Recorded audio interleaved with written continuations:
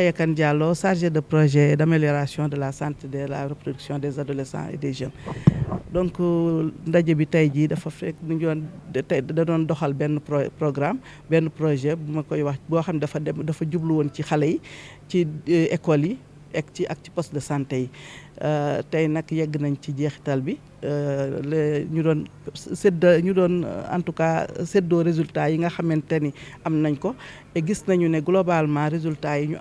am na solo trop. am na solo trop ndax projet bi li mu doon liggéey yëpp daf ko jëmale woon ci xale yi fexe nan la xale yi suñu gisee seen mbaax nan la ñuy fexee ba ni ñu toppatoo seen bopp ba du ñu am benn gàllankoor ci seen wàllu wér-gu-yaram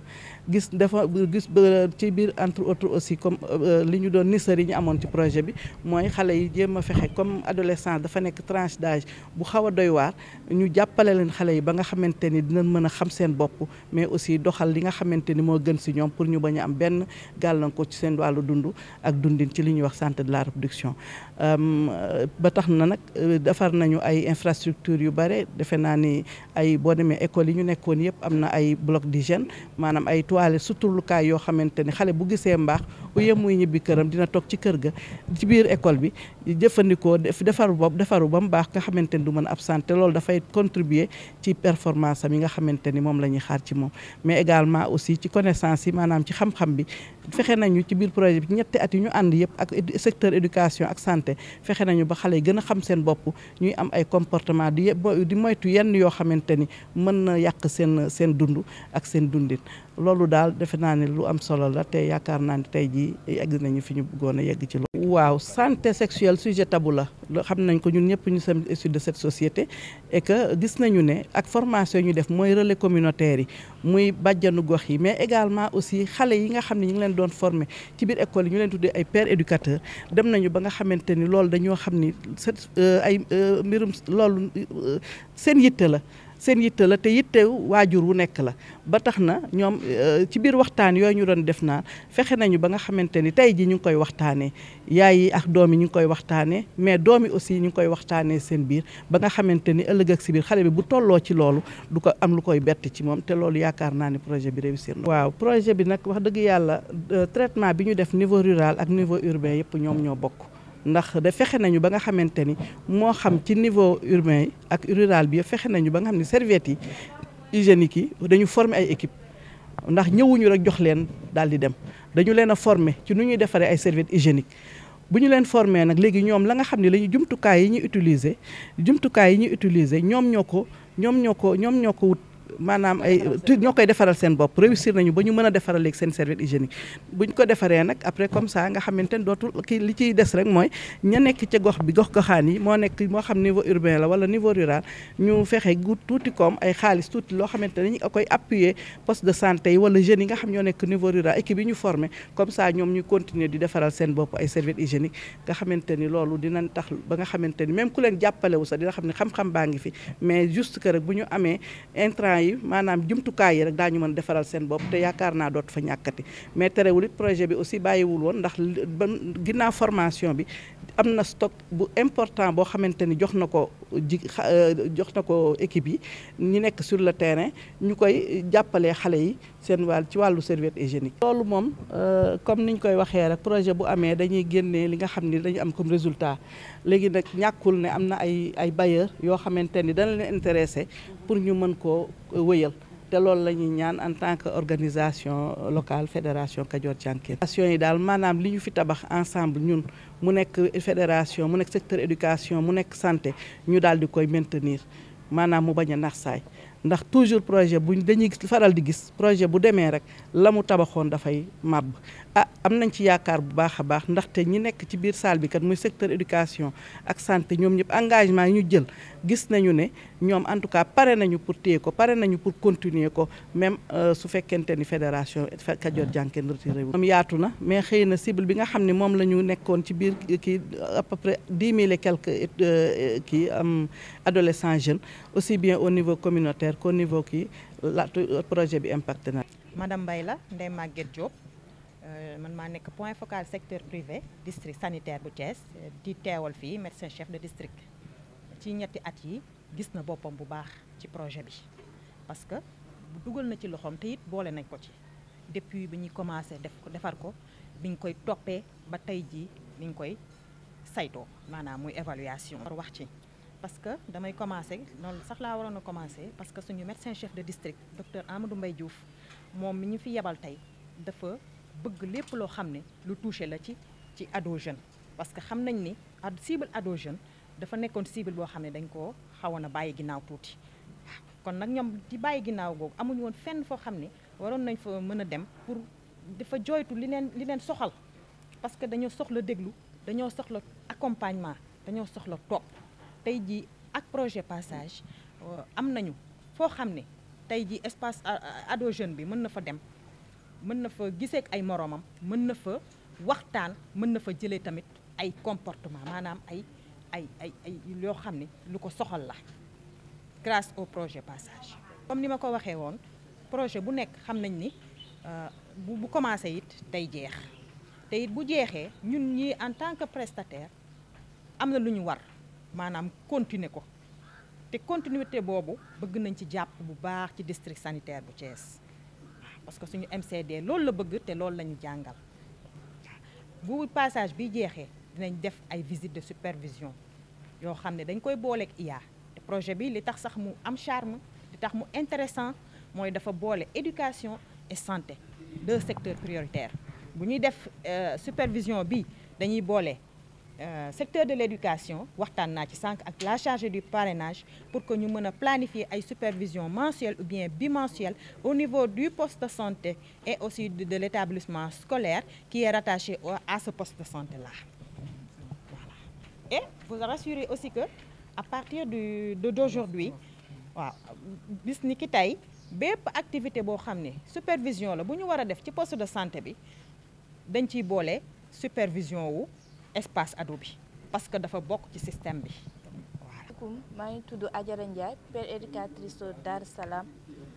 nekk fii ak yeneen père éducateurs yi présenté leen ci li ñuy projet passage mu nekk projet boo xamante ni dañoo aider pour ñun jeunes ado yi pour loo xamante ni lu jëm ci suñu santé la ak ñu jafe-jafe suñu dund. jàppale nañu ci bépp côté yëpp muy cadre suñu famille muy cadre suñu comportement muy cadre suñu wàllub santé comme la gestion d'hygiène des menstrues wala suñu problème bu ñu amee IST wala bu ñu bëggee gis sage-femme bi wala mu ñu soxlaa yeneen information yoo xamante ne santé la. mooy amuñu woon fitu wax li ñu am problème bi ñu am wala li nga xam ne dal nañu loolu la njëkk am problème te projet boobu loolu la njëkk a dindi ci ñun ba ñu am fitu wax leen moo nekk ci ñun. beneen bi mooy dimbali nañu ba bu ñu gisee suñu règle dinañu mën a concentré wu école ndax dinañu am ay médicaments yoo xamante ne dinañ ko jël pour calmer douleur bi te tamit dinañu am foofu ay serviettes hygiéniques yoo xamante ne nañ ko mën a utiliser ak tamit bërëb boo xamante ne dinañ ko fi utiliser te mu ànd ak set. dañoo dimbali jàngal ñu nan la ñu mën a communiquer ak jeunes yi nan la ñu mën a communiquer ak parents yi nan la ñu mën a communiquer ak suñu waa gox. ba tey jii kenn du ci am loo xamante ne di nga ci am naqar ba li nga bëgg ci gox bi mën a saafara maanaam ñi nga xam ni dañuy utiliser substance nocive yi dimbali nañu wax ñu nan la ñu mën a communiquer ak ñoom ba mën leen a andi ci raison te tamit ñu bañ leen a juger wala ñu andi leen ay wax yoo xamante ni dinañu téye seen bopp ba wala mu yokk ni ñu nekkee woon. Seynabou Fall, père éducatrice du centre Parcelles Assainies unité 2. Le projet Passage nous a beaucoup aidé. En parlant on a eu des blocs, deux blocs même, des toilettes pour les filles et les garçons, même la salle écologique, unité de conseil et d'orientation des ados jeunes. Avant, si on voyait nos règles, nous allons rentrer chez nous. Mais le projet a tout changé. En voyant nos règles, nous allons dans la salle du couche prendre des serviettes et des médicaments si c'est douloureux. C'est gratuit? C'est gratuit, oui, c'est gratuit. Après, on va au niveau des toilettes pour nous changer. Le projet Passage a tout changé. Avant et après, on a vu que ça a progressé. Parce que le projet Passage nous a donné des médicaments, des serviettes hygiéniques des toilettes et même la salle du coach. En vérité, on ne veut pas que le projet s'arrête ici. On ne veut pas que le projet s'arrête ici. Parce qu'il y a nos soeurs qui vont venir, il y a des personnes qui ne savent rien encore en plus. Il faut que le projet continue. Selon moi, je ne veux pas que le projet s'arrête ainsi. En les sensibilisant. Et on faisait même des causeries. Pour les filles, on les sensibilise. Comment utiliser les serviettes. Et même de parler avec leurs parents. Pour les garçons aussi, les substances nocives. On les sensibilise. Il y a des relais dans chaque classe. Les relais vont sensibiliser les camarades de classe et des pères éducateurs qui vont sensibiliser les relais pour que les relais puissent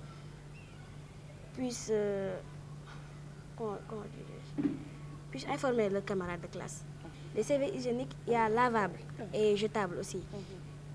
C'est le projet Passage qui nous a offert ça gratuitement. Bonjour, c'est Alioune Dieng, manager de la Fédération Kadior Dianken. Le projet qui est terminé. On avait un partenaire qui est la coopération allemande à travers BMZ, accompagné par Tjalfen Dutch et Tjalfen Sénégal. Aujourd'hui, on avait une planification de 3 ans, on a terminé les 3 ans. La mise en œuvre de ce projet des 3 ans est terminée. Maintenant, ça ne veut pas dire que le projet est fini. Parce qu'il faut comprendre, avant qu'on puisse développer ce projet Passage, on était dans un projet qui s'appelait la gestion de l'hygiène des marcheries. Et on avait eu à travailler avec pas mal d'établissements qui tournent autour de 36. Aujourd'hui, quand on a vu que ce projet tirait à sa fin, on a pu inscrire dans notre plan opérationnel annuel un suivi et des actions qui ont été menées dans ce projet au niveau de ces 36 établissements. L'autre chose, c'est par rapport à la recherche des bailleurs. Depuis lors, nous sommes en train de discuter avec des bailleurs pour qu'ils puissent au moins assurer la continuité. Pas dans les mêmes établissements, mais élargir parce que toutes les écoles en ont besoin. C'est dans ce sens. Les perspectives dont je parlais tout à l'heure, c'est que aujourd'hui, nous avons des écoles partenaires qui tournent autour de 102 écoles, en partenariat avec l'IA et les IEF, du département de Thiès, du département des IEF de Thiès-Ville, mais aussi des IEF du département de Tivaouane. Parce que, en réalité, même si le projet n'est pas encore mené dans le département de Tivaouane, il y a des écoles qu'on avait enrôlées et qui ont bénéficié à travers d'autres partenaires ces mêmes prérogatives et ces mêmes objectifs. Ils ont eu aussi à bénéficier des mêmes services. Ça veut dire que nous n'allons pas s'arrêter à mi-chemin. Non. Kadior Dianken fera de son possible et pour essayer de toucher pas mal d'écoles au bénéfice de nos communautés, au bénéfice des enfants, mais aussi au juste assurer la pérennisation de ce que la coopération allemande a eu à faire jusqu'à présent. C'est ça que je voulais lancer et remercier aussi parce que en réalité, on dit que Kadior Dianken est en train de faire. Kadior Dianken est en train de faire en partenariat avec Tjalfen, mais aussi en remerciant Tjalfen et la coopération allemande, il va falloir aussi remercier les agents qui ont eu à travailler dans ce projet jusqu'à présent. En l'occurrence, la chargée de programme qui a expliqué tous les aspects techniques et la facilitatrice qui a accompagné cette chargée de programme. N'empêche, il y a d'autres mobilisateurs communautaires aussi qui étaient dans les zones d'intervention qui ont apporté leur contribution sans oublier les communautés qui se sont appropriées de tout ce qu'on était en train de faire, c'est-à-dire les programmes. Parce que sans l'appropriation, ça veut dire que la réussite ne peut pas avoir lieu. Aujourd'hui, on est sorti vraiment avec des résultats vraiment probants et qui pourraient, à travers cette évaluation, nous permettre d'avoir d'autres bailleurs en les présentant ces résultats.